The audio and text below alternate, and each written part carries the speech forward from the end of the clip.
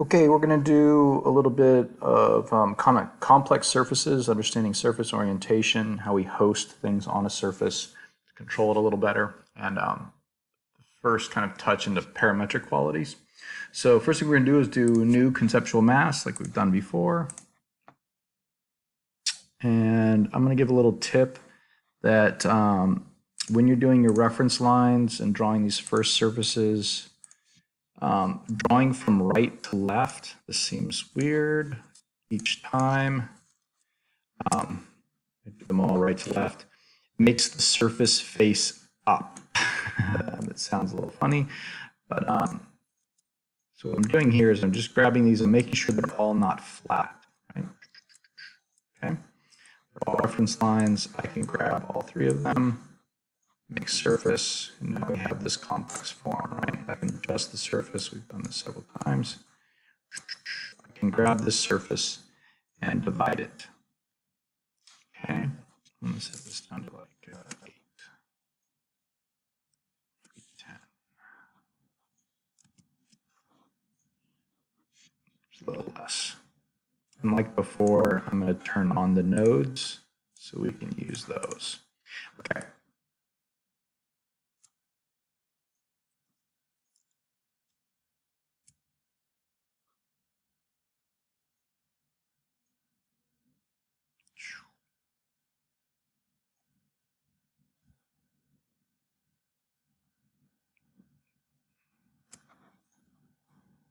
Just having some fun with that for a second. Kind of interesting how messing with these does mess with the UV grid. See how the pattern's changing based on that. Sweat. All right. Now, what we're going to do is we're going to go into, again, new family, just hit G, generic model adaptive. And I'm going to do nothing more than just say, draw a box here, and grab the box, create form, bring it up to maybe 8 feet. Just nothing more than just a crazy, weird little rectangle. Nothing really important about it. Just make sure I can see it as a rectangle. And I kind of placed it right over this center spot. It doesn't really matter. I just want to get a look at this. Okay, let's start off with this by, let's file save PM spike. Okay, let's load spike into the surface, and we notice that as soon as we go to put it on there, it's sat perpendicular to that surface. Escape.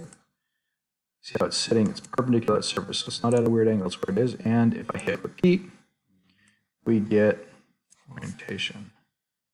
I'm actually going to bump this up a little more. Let's say 20.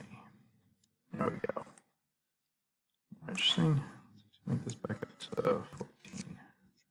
Yeah, a little too much. 10. I like that. Interesting with that. Okay. Now, what I want you to see is, so they're all twisting and turning with that surface, right? That's what's important to understand. Control tab, we go back in here. So that was just a box sitting here. Now, notice there over on the left side, there's this always vertical. I can actually click that box, and now it still is taking that 0, 0 spot as where it wants to be located, where it's going to come in at. But now that I did that, I can load this in, and it'll say override existing. And now we're getting them in their place like they were, but they're all vertical, right? So there are times where we want this. There are times where you might want something to always be coming straight off a curved surface, but there are times where we want it to respond. So Control Tab and go back. And we're going to look at doing a few more complex things. So with the other generic, I'm going to delete this, the other generic model adaptive stuff we've done, we've usually started by placing a point and telling it be adaptive, right? Be a placement point. So this makes a placement point. When you don't put anything in here, the 0, 0, 0 is the placement point. That's why that box was coming in where it was. So for this one, we're going to start with this, and I'm going to, again, set a point, SW, on that surface right there. Escape, I can grab that point, shift it up, and I'm actually going to, again, make this a parametric, and I'm going to say base height. We'll call that height. Now I'm going to set another point, SW, making sure I'm on this, set it there, grab that. And I'm going to make this one new. I'm going to call this spike. And it's going to be an instance, okay? This is important, as we want, but the idea is that the type always stays the same, kind of like the diameter of the pipes we changed, or the offsets. When we changed the type, they all changed.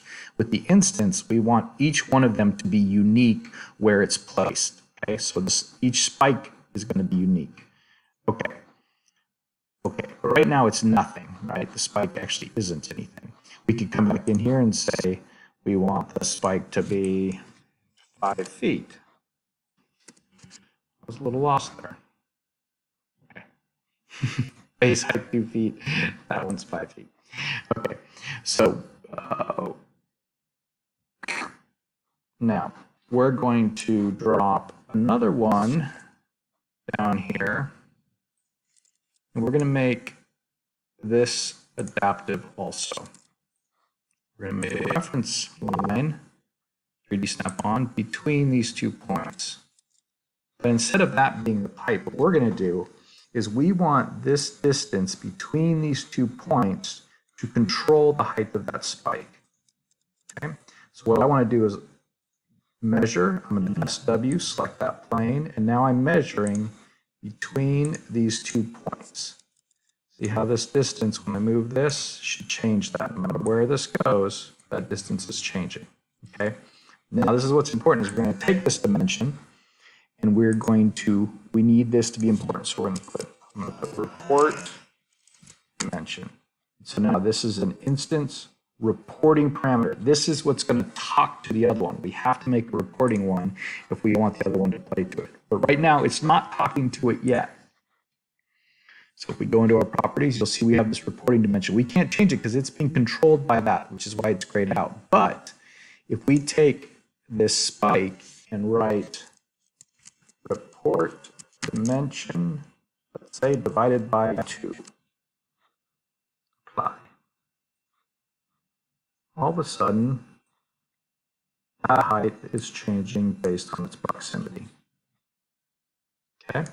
Now we can be even a lot more complex with this. Maybe we go in there and we say, we want this to actually be base height plus reporting dimension divided by 2, apply. So now we always have a certain, we're always going to have that minimum plus something, right? Okay. But now, what do we want to go on here? What do we could make an object that actually do this? Right now, these are controlling factors, right? They're just the logic. So what I'm going to do is I'm going to insert on the load family. I'm going to load my generic pipe in. Okay. My structural pipe, I'm going to, again, duplicate, rename as spike base, and then right click, duplicate, spike. All right, spike base. I'm going to put both these end offsets at 0.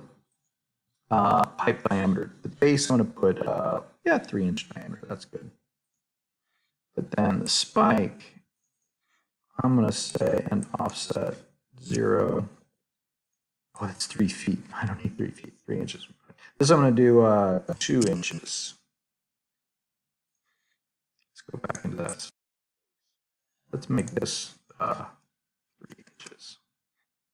Okay. So now let's grab that spike base.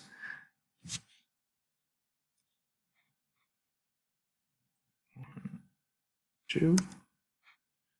Let's grab a spike. 1, 2. Okay. Let's see if it works. All right. Yep, that spike's moving, right? Because the adaptive pipe is adapting to that. Okay. Now we can load this in, override existing. It should just fail because we haven't given it more information. There's more things that need to happen. Let's delete these instances. What I want to show you is we have two insertion points, right? We've got those two adaptive points in the thing. So we actually have to put, I'm just going to set on the work plane here a point, and this is going to be a control point for us. Okay, so you see it's on the flat surface, it's right around here. I'm just going to put it like right underneath here. Right? It's kind of just right in that.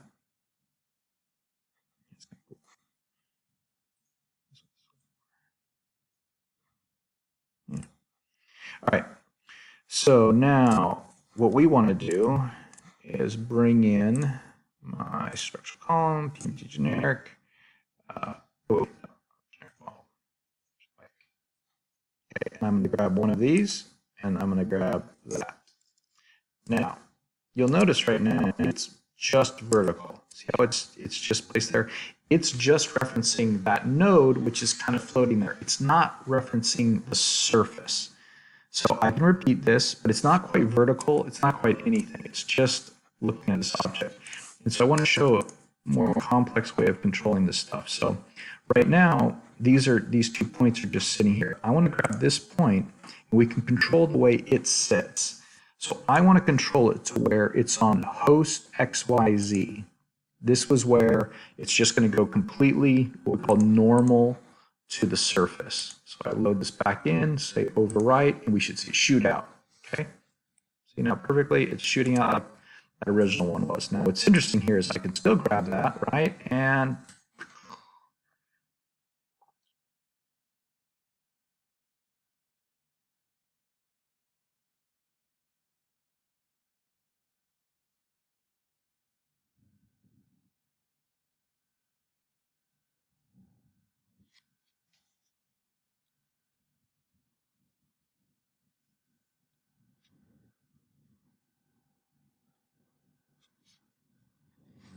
all right. So now we're seeing that as that point gets closer or farther away to things, it's going to give it, we can almost, I'm going to move this in, we could give it a bald spot.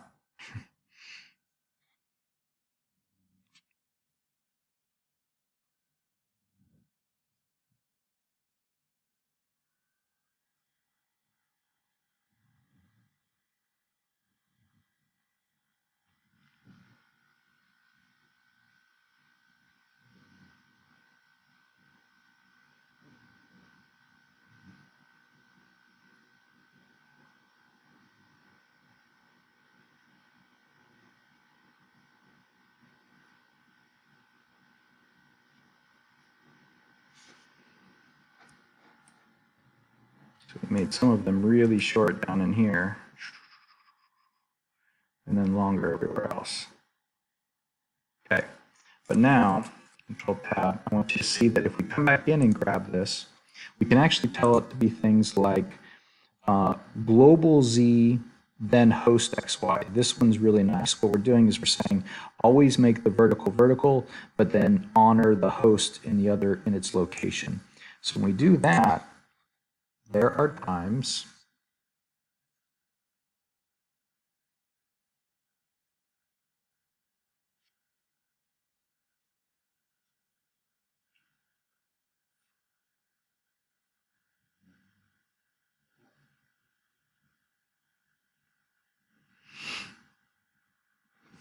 where, again, we're still getting it to react the way we had it. It's reacting to the point. They're shorter here, longer there.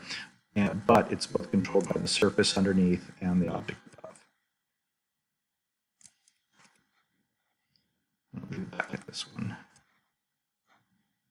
Yeah. More often than not,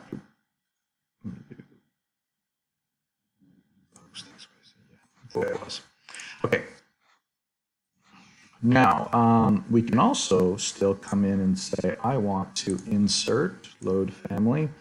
What else did we have in here? We had that basic space frame, right? we can still grab this, even though we have that on there, and load our space frame in.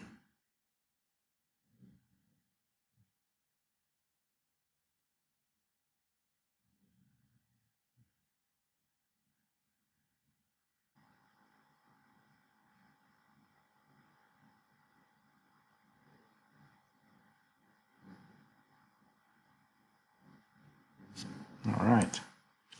And now,